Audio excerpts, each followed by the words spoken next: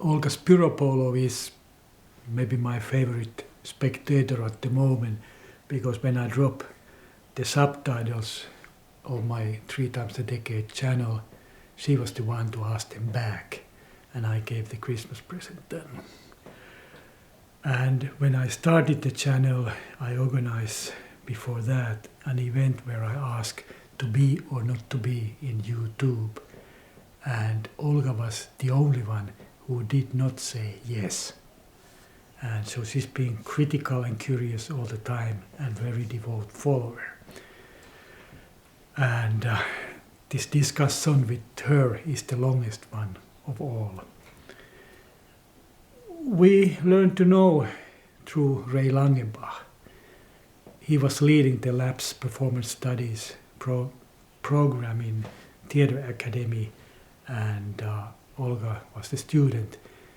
Especially we learned to know when Ray organized the field trip, 2 weeks field trip to Palestine, and that's about the most radical pedagogical project that I ever known.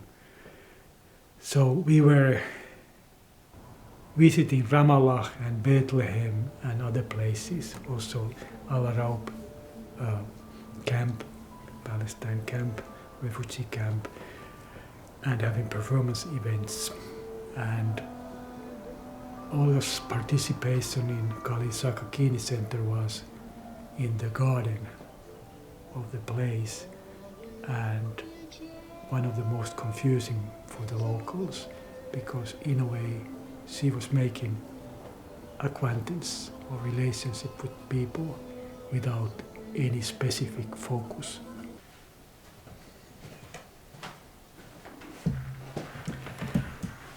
I think about Olga's comments in the seminars I participated and also here when we have this remote conversation. The best is that you never know what Olga will say yes next. You agree? So you are quite updated if you saw Gua leaving our house. Oh yes, I was watching. I always keep some time to binge watch. So Yeah. I'm waiting for a bunch of them to get out, and then I start watching for an hour. That's nice, yeah. I suppose you get kind of a flow then, or why do you do like that? I think the videos have a calming effect for me, but I need them. I need to have some time with them, and more than like 4 to 8 minutes or 10 minutes, which is usually one of them. Yeah. And then a lot of times I like seeing the continuity or discontinuity of them. And it's easier to spot when you watch a bunch of them, because within a day so many things happen. So if I watch one per day, I think sometimes I feel I forget things. So if you only see one, then you feel like you forget what? I think what I cherish a lot about this project is that most moments are just moments you would forget. Yeah, we also. Yeah, that's right. Yes. They are like, you know, you sit in your house and you think, is this life? Yes, this is life, you know. And most of the times there is no tension in the clip, or nothing really like memorable happens in a way. So it's really easy if I go from one day to the next in also a different day in my life, that I would forget what was the one before. And I think humans, or I operate like that I think there is somehow a pattern that will emerge, or a logic or something that would make sense. And I'm trying to follow that. Yeah. I would love to hear like one example, a pattern that you remember, that you kind of noticed that did happen. That because I in a way you create the pattern, or is it us that we repeat? I was wondering what are the circumstances that, because I kind of feel I know the circumstances now because I am living in Finland now, and I kind of understand the restriction and the idea of being in a house and not being able to have a lot of input. But then what were the circumstances in 91 that made you feel that you have to address someone through the camera? Why did you feel that need? Yeah. What is your guess? I mean, by seeing quite much. I have like some guesses. One would be that when you start a project, you are never sure of what it is. So if you start it as a diary, the easiest way to approach the diary is that I am the author, and then I address someone and tell them my thoughts for the day. But also, then I'm thinking now I have some friends with young kids, really, really young ones, and they've told me that they feel that they miss this connection with adults, and they miss having someone to talk to, and that their partners are also very in the same position, or they have so many things to do in connection with the young ones that they don't have the same discussions anymore. So I was thinking that there were personal reasons that you felt you needed to have this outreach and talk about things that you felt important, but you couldn't tell the kids. Drake or Leah, perhaps, so much. Yeah. Yeah, and I am always thinking about the house. The house is a constant, and how the house is changing or is staying the same. Like, it's really interesting. Hey, I was wondering. come and say hi. Let me see. Cool. Hey. Olga noticed that you left, and also of course, when I studied, I had these role models of diary filmmakers, and they always seriously talk to the camera, so I should do the same. So, but that's the interesting thing. This that there is not time to speak with adults when the kids are small. What do you think? I think it was very true. So, I mean, even we divided the time so that one of us was with the kids and the other was doing their work. So we didn't talk much even with each other.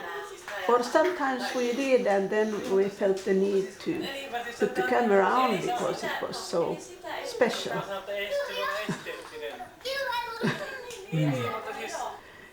Yes, I remember that, and that was not maybe one of the reasons to start the video diary, but certainly one of the reasons moving in countryside with Kuva's family and the other family, to have more adult contacts, because I think it's in our Western system, and I thought that time that the system, or that how we raise the kid is kind of unbalanced and not totally sane, and not making us happy, not either adults or children.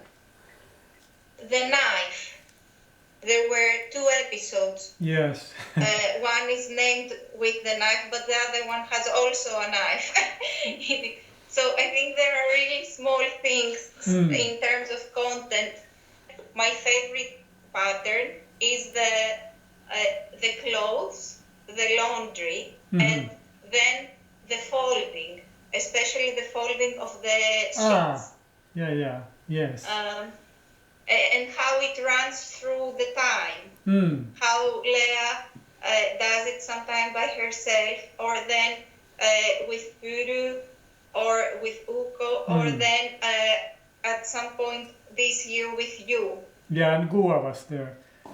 Yes. And actually, Gua, maybe it was not on the video, but she was saying that, it's hard to watch you how you fold it, because I do it in a different way. Exactly, that's why I note, I have this, actually, one thing I have that is this, and I bought it in Kiasma, and what it is, it's like a diary type of thing. One line a day, yeah, okay. And I remember one of my notes here is that Finnish people fold bed sheets very differently than Greek people. You must come to our house and we want to film the way you do it. Greek folding. We want to learn the Greek way. Yes, because I was trying to fold one with my collaborator Katrina in her aunt's house, and each of us had different choreography. Yes, and I noticed, you have kind of the same choreography, these 3-fold thing. Fingers, you have the 2-fold. Yes, yeah. 2 and 2, and then, yes. But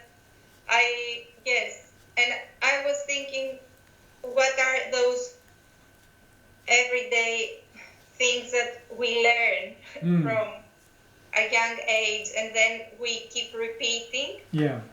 And how they show that we've lived together. Some things are so strange for me because I have grown with different values or in a different system where, for example, kids are always the most important thing. And when you see the kid next to a knife, you just drop the camera and run to the kid, or you actually never let the kid be on the ground and lick things around or be so close to the cat. Yes. And so all these little details that I'm watching, and I notice all my conditioning because somehow it feels like unnatural to me, and so I noticed myself, and I was thinking, I was watching today this video where Lea was talking about the boy and her work, and how you were writing about this boy that didn't want to play with girls and didn't want to fight, and how you were saying that they were against the stereotype or this macho attitude. And I was thinking at the same time that I was watching you talking about this, and 2 kids across from you of different ages, one small and Pekka filming and cooking at the same time. And I was thinking oh yes, oh my god, this is horrible what I'm going to say, but Finland perhaps is the feminist utopia they talk about, in the sense that in to do that when your partner is at the house and the kids are there. In like years ago, perhaps today you would, I don't know, but you would be the one like having to cook and holding actually the kid, one kid, and having the other kid on your leg back there. And I was thinking, how wonderful is that? That you can actually talk out loud about your work while your family is there, but kind of listening and not listening at the same time. Yeah. And how annoying sometimes is the camera also. Yeah, I think it's good to also that it's not always nice to have the camera, and there is kind of negotiation then, and Or also one of my favorite moments were when Ukko was, I think it was in the 2001 tapes, didn't want to be filmed and had an on-film discussion or like an argument about don't film me or I don't want to be here, and then how there are moments when he, in other clips, he is aware of the camera and he turns and smiles a bit and then keeps doing what he does. Yeah, when he was doing his schoolwork, I remember he didn't say anything, but he was just a little smiling. Yeah, but in the like when you were approaching, he took the book to himself as if to hide it from the camera. So that is also interesting to me, how the kids react to the camera. Yeah. And then for me, it was really interesting the discussion you had out in the snow about disagreement and antagonism. Mun täytyy kieltäytyä Facebookista juuri sen takia, koska mä en pysty hallitsemaan sitä, että jokin asia muuttuu antagonistiseksi. Joo.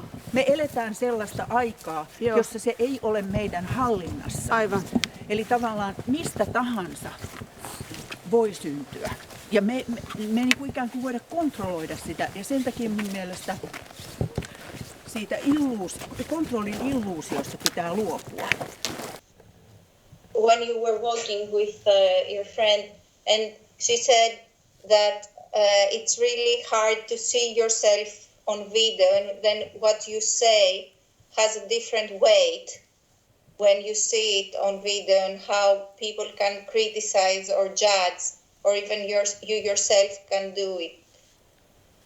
And it removes somehow the lightness of the conversation, and then the conversation went on about your disagreement on the YouTube thing, and it ended with yes, disagreement and antagonism are perhaps two different points. And I wanted to ask you about that. Could you elaborate on that more?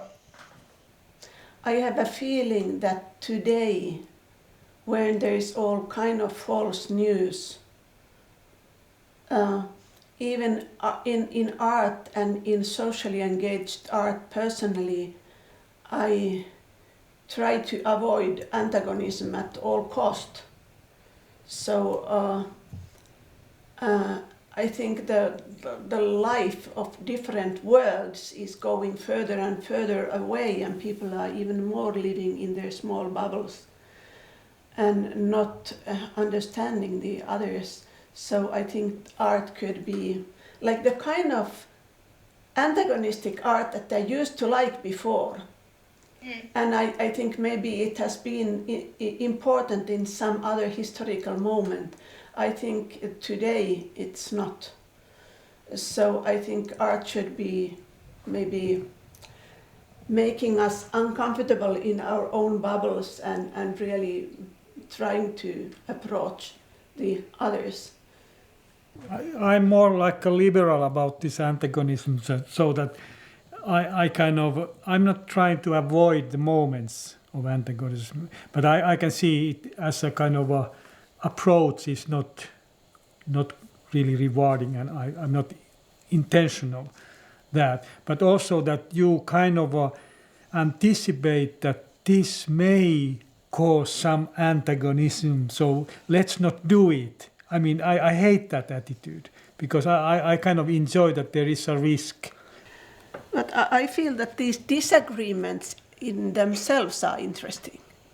And negotiation, I agree. Negotiation and disagreement, it's different than antagonism. So I don't have anything against these everyday negotiations or even larger political issues is getting. Is that kind of agonistic then? Yes.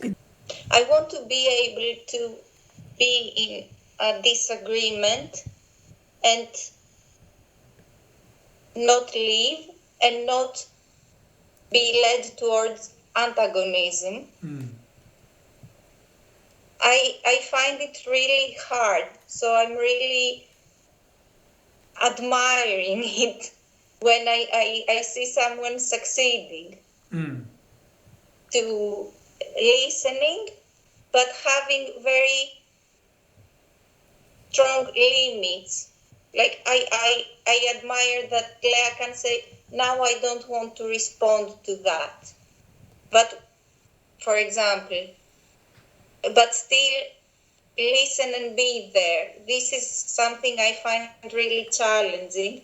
And I also, in the videos, I was admiring that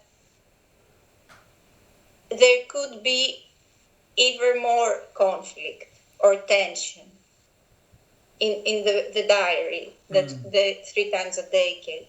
And somehow I love watching it because it, as I said, it calms me down. It is soothing to know that there is a project that is not based on making me feel that I want to judge or doubt, or letting me follow and observe somehow. Somehow this format is not, to me, antagonistic. Yeah. And that's why it feels really good to watch as well. Yeah. Do you, can you kind of elaborate that what do you mean? Why is it not, is it because it goes on? Or why does it kind of lose? There is no this type of endings that you come to or how do you see it? Why?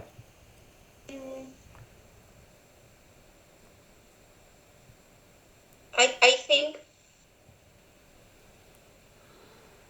for me, for example, when you did this talking to the viewer in the beginning, 1991, it was as if I was put sometimes in a position to evaluate what you're saying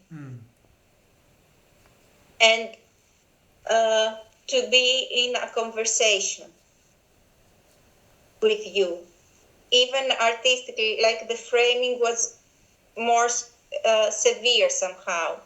It reminds me more of paintings or of art that I already know. But then when it comes to 2001, for example, and all these clips that are not, they look as if there is not one viewpoint. That of course you are filming and you have a vision, but they are so messy in what each of us can pick up that I don't feel the need to address one issue. And then I can look around and enjoy them and take a back seat. And then now sometimes when it comes to 2021, again, when I see the cat videos, like they are much more, or the way you address us has changed. It's like somehow you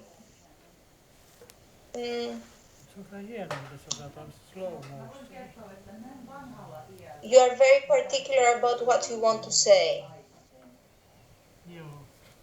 And when that happens, I get in a position that, oh, now I am paying attention, and this is a very specific thesis. And then when someone offers a thesis, you either agree or disagree, but you don't let it be. So is this with the 2021?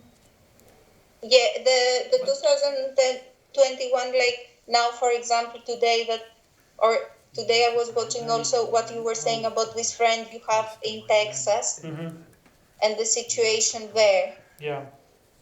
And because it's based on word description, and it's always very, when someone talks to the camera, it feels like, and they are the one editing also, and it feels like there is an agenda there. There is a message to be conveyed. Yeah.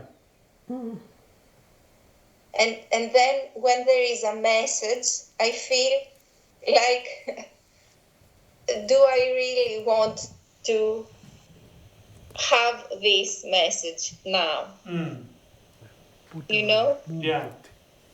I understand why it would be important to you, for example, for the Myanmar thing, and it's interesting.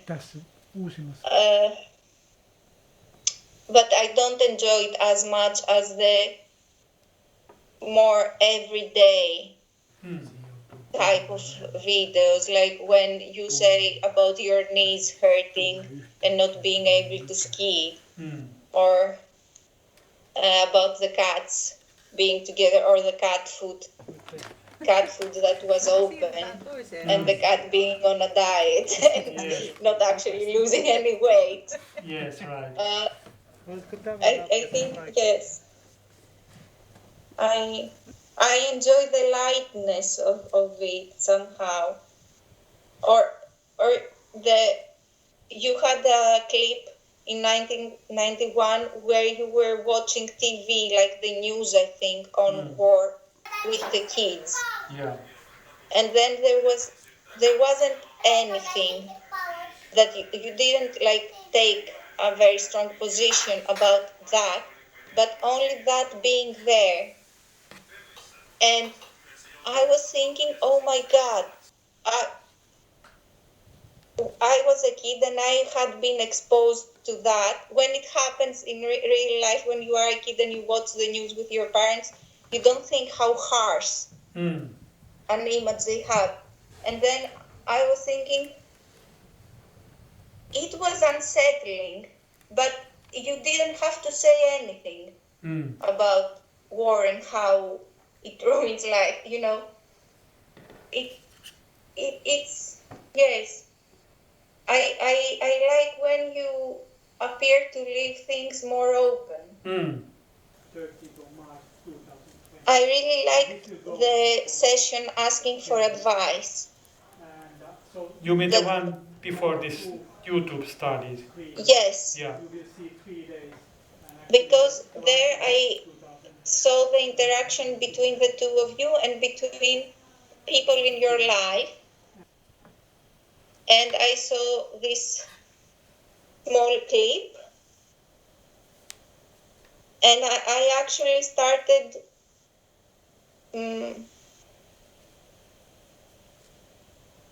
seeing the past as possible futures for me. Because I started finding points of contact, personal points of contact, with decisions you made as artists, decisions you've made as researchers, decisions you've made as partners. So a lot of times now I feel that I can watch possible futures play out for myself when I see your 1991 clips and then your 2001 clips. Yeah. And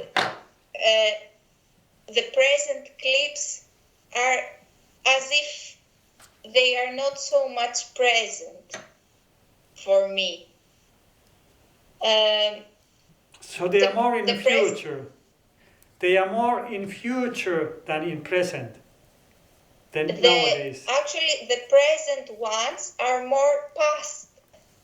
And I am wondering, like, how did you make or I was reading an article about how we make decisions, and like the very important decisions, usually we are not aware of making them, or it's not one moment. Yes. And then I'm trying, like, looking at those clips to trace how were your paths created, and what with those videos I somehow I feel I can see how much time and struggle it takes to reach a point